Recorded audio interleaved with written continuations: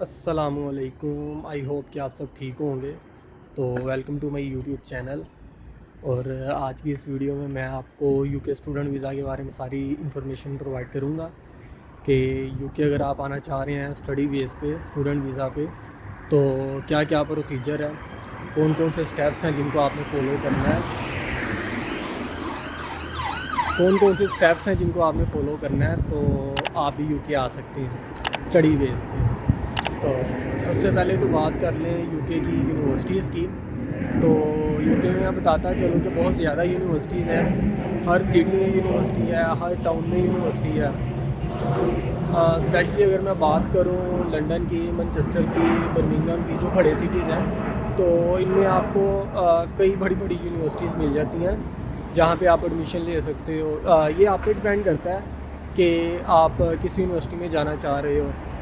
तो अपने कोर्स से रिलेटेड जो आपकी फ़ीस है वो आप कितनी मैनेज कर सकते हो, तो उस लिहाज से आप एडमिशन ले सकते हो। और बात रही एडमिशन की, तो एडमिशन ज़्यादा मुश्किल नहीं है। यूके में आप इजीली आ सकते हो। मैं यही कहूँगा, अगर आपके डॉक्यूमेंट्स कंप्लीट हैं, आपने बैंक स्टेटमेंट सही से बनाई है, ठीक है, उसमें कोई आपका कह लो कि डिफरेंस नहीं है, तो आपको इजीली वीज़ा मिल जाता है।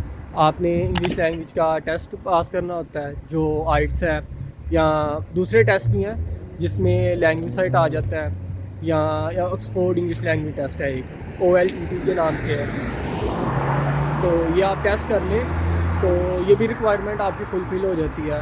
तो बाकी आपके जो डॉक्यूमेंट्स हैं वो भी मैं आपको एक्सप्लेन कर दूँगा। तो वीडियो का आपने यार कोई भी पार्ट मिस नहीं करना, क्योंकि अगर आप कोई भी पार्ट मिस कर दोगे तो मे भी उसमें कोई इम्पोर्टेंट चीज़ हो जो कि आप मिस कर जाओ। जी, तो बात कर लेते हैं कि आप यूके बैचलर्स के लिए आ रहे हो या मास्टर्स के लिए। तो प्रोसीजर दोनों का सिमिलर ही है। बैचलर्स की जो डिग्री है वो 3 ईयर डिग्री है, उसके बाद आपको PSW मिल जाता है। और मास्टर्स की जो डिग्री है वो 1 साल की है। और ये यूके की सबसे बेस्ट चीज़ है कि आपको यहाँ पे जो मास्टर डिग्री है वो सिर्फ 1 ईयर डिग्री है।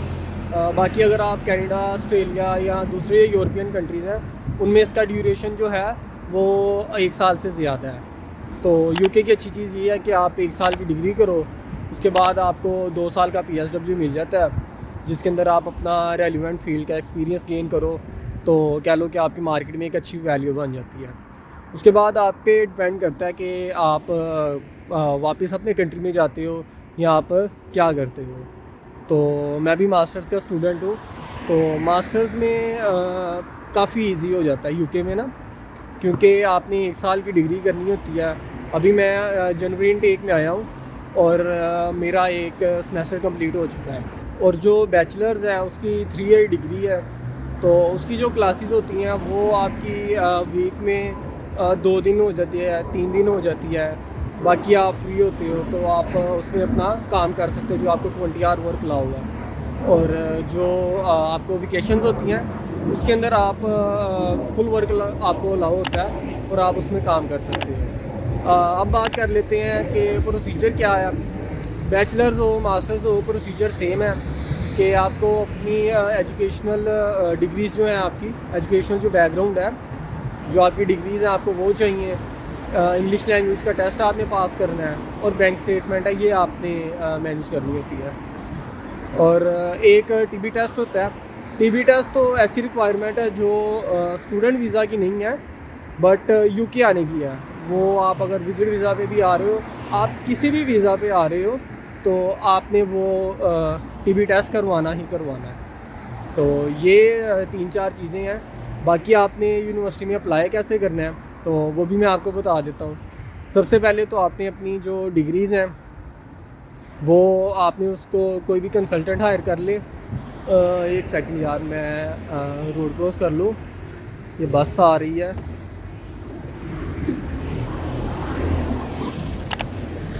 चलो जी, रोड क्रॉस कर लें ज़रा। हाँ जी, आपने जब भी अप्लाई करना है तो मेरी तो रिकमेंडेशन आपको ये है कि आप किसी अच्छे कंसल्टेंट को हायर कर लें। उससे आपको बेनिफिट ये होता है कि आपको खुद कुछ चीज़ों का नहीं भी आइडिया होता, लेकिन जो कंसल्टेंट है वो आपके लिए काफ़ी हेल्पफुल होता है। तो आप देख लो जो सा कंसल्टेंट आपको सूट करता है वो आप हायर कर लो, और वो आपको खुद ही सारी चीज़ें गाइड कर देगा स्टेप वाइज कि आपको कौन सा डॉक्यूमेंट कब कब चाहिए, आपने कौन सा डॉक्यूमेंट आपने यूनिवर्सिटी को कब प्रोवाइड करना है। तो जब आप अपने डॉक्यूमेंट्स जो डिग्रीज़ हैं वो भेजते हो यूनिवर्सिटी को, यूनिवर्सिटी आपको सबसे पहले एक ऑफ़र लेटर देती है। ऑफ़र लेटर के अंदर यूनिवर्सिटी आपको कॉन्ग्रेचुलेशंस कहती है, और वो आपको कह लो कि एक फॉर्मल लेटर आ जाता है कि आप अपने जो डॉक्यूमेंट्स हैं फर्दर वो हमें प्रोवाइड करो, जिनमें आपका इंग्लिश लैंग्वेज का टेस्ट आ जाता है और फ़ीस आ जाती है। जब आप ये दो चीज़ें पे कर देते हो यूनिवर्सिटी को, इंग्लिश लैंग्वेज का टेस्ट और फीस, तो उसके बाद आपको अनकंडीशनल लेटर आ जाता है। अच्छा, अब ये है कि जेनेरिक ये होता है कि यूनिवर्सिटी आपको अनकंडीशनल लेटर देती है, देन आप फ़ीस सबमिट करवाते हो। लेकिन कुछ यूनिवर्सिटीज़ ऐसी हैं जो फ़ीस सबमिट करो देन आपको अनकंडीशनल लेटर देती हैं, जैसे कि मेरी यूनिवर्सिटी थी यूनिवर्सिटी ऑफ नॉर्थहैम्पटन लंदन। तो ये डिपेंड करता है यूनिवर्सिटी की अपनी रिक्वायरमेंट है, वो आपको कंसल्टेंट खुद गाइड कर देता है।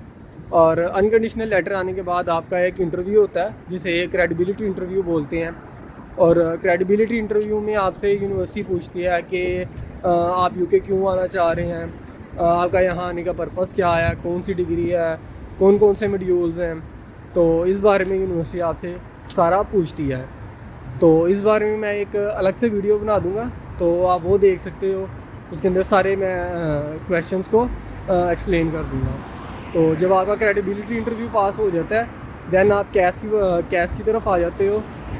तो ये आया जी मेरा बस स्टॉप। तो अभी मैं यहाँ पे थोड़ा सा वेट कर लेता हूँ और वीडियो को भी यहाँ पे ही कंप्लीट करता हूँ।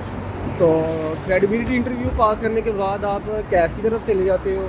और कुछ यूनिवर्सिटीज़ ऐसी होती हैं जो आपसे जब कैश अप्लाई करना है तभी वो कहती हैं कि हमें आप बैंक स्टेटमेंट शो करें। और कुछ यूनिवर्सिटीज़ ऐसी होती हैं उनकी कैश की रिक्वायरमेंट जो होती है वहाँ पे आपको स्टेटमेंट नहीं चाहिए होती। तो ये आपका कंसल्टेंट आपको अच्छे से गाइड कर सकता है कि यूनिवर्सिटी की क्या पॉलिसी है कैश से रिलेटेड। तो आप अपनी बैंक स्टेटमेंट स्टार्ट कर दो। उसके लिए आपको मैक्सिमम 2 मंथ्स की स्टेटमेंट आपको रिक्वायर्ड होती है। जो एम्बेसी की रिक्वायरमेंट है वो 28 डेज़ है। और जैसे मैंने यूनिवर्सिटी का बताया तो यूनिवर्सिटी को भी 1 मंथ की ही स्टेटमेंट चाहिए होती है। तो ये अब सारे डॉक्यूमेंट जिनमें आपका आ जाता है टीबी टेस्ट आ जाता है, आपकी डिग्रीज़ आ जाती हैं और बैंक स्टेटमेंट आ जाती है, ये सारी आप कैशियर में फ़िल करते हो और उसके बाद आप कैश के लिए अप्लाई कर देते हो। और जैसे ही आपको कैश आता है तो कॉन्ग्रेचुलेशन टू यू कि आपका 80 to 90% काम कंप्लीट हो गया है। क्योंकि कैश एक फॉर्मल डॉक्यूमेंट है जो यूनिवर्सिटी आपको स्पॉन्सर करती है। तो उस कैश की बेस पे आप फिर एम्बेसी जाते हो। और एम्बेसी में जब आपने जाना है तो अपने सारे डॉक्यूमेंट्स आपने लेने हैं, आपने हेल्थ इंश्योरेंस पे करनी है। और हेल्थ इंश्योरेंस पे करने के साथ साथ आपने वीज़ा फ़ीस पे करनी होती है। और अगर आप प्योरिटी सर्विस ले रहे हो तो उसके अलग से चार्जेस आई थिंक 250 पाउंड है। ये आप तब लेते हो जब आपने जल्दी रिज़ल्ट लेना हो, जैसे कि मैंने लिया था। विदिन 7 वर्किंग डेज़ आपको आ जाता है इसका जवाब। और ये सारे डॉक्यूमेंट्स आप लेके VFS जाते हो। आपका वहाँ पे फिंगरप्रिंट्स होते हैं, आपके सारे डॉक्यूमेंट स्कैन होते हैं और वो आपसे कह लो कि आपको फिर एक वेटिंग लिस्ट में आ जाते हो। फिर आपको आफ्टर सम डेज़ एक मैजिकल ईमेल आती है जिसके अंदर आपके BRP कलेक्शन का एड्रेस मेंशन होता है। तो इट्स मीन कि आपका वीज़ा लग चुका है, अब आप शॉपिंग कर सकते हैं। तो ये सारा प्रोसीजर है यूके स्टूडेंट वीज़ा का। मैं एक चीज़ आपको बता दूं कि स्टूडेंट वीज़ा पे अगर आप आना चाह रहे हैं अब्रॉड में तो यूके सबसे बेस्ट ऑप्शन है। क्योंकि एक तो ये है कि ये अगर आप कोस्ट वाइज देखें तो इसकी कॉस्ट दूसरे कंट्री से कम ही आपको मिलेगी। आप ये कंसल्टेंट से भी पूछ सकते हैं, ऑस्ट्रेलिया से कम है, कनाडा से कम है। बाकी यूरोपियन कंट्रीज़ हैं उनका थोड़ा सा डिफरेंट है, क्योंकि अगर जर्मनी है तो वो ज़रा वहाँ पे पब्लिक यूनिवर्सिटीज़ हैं। स्वीडन है, वहाँ पे भी आपकी कॉस्ट कम लगती है। लेकिन ये है कि वहाँ की जो वीज़ा रेशो है वो बहुत कम है एज़ कम्पेयर टू यूके की वीज़ा रेशो तकरीबन आलमोस्ट मैं कहूँगा कि 100% है। अगर आपकी स्टेटमेंट बिल्कुल ठीक है और आपके डॉक्यूमेंट्स हैं वो सारे बिल्कुल आपने अच्छे तरीके से शोकेस की हैं। अक्सर ऐसा होता है कि स्टूडेंट से गलती हो जाती है, तो वो एक बैड इम्पैक्ट पड़ता है, जिससे आपका कह लें कि कोई ना कोई लेटर, ऑफ़र लेटर या कैश लेटर, उसमें थोड़ा सा डिले आ जाता है। लेकिन ये है कि जब आप कंसल्टेंट हायर करते हो, तो कंसल्टेंट हायर करने का मतलब ही ये होता है कि आपसे कोई मिस्टेक अगर होनी भी है तो कंसल्टेंट उस चीज़ को देख ले। तो मिलते हैं यार किसी अगली वीडियो में, क्योंकि मेरी बस आ गई है।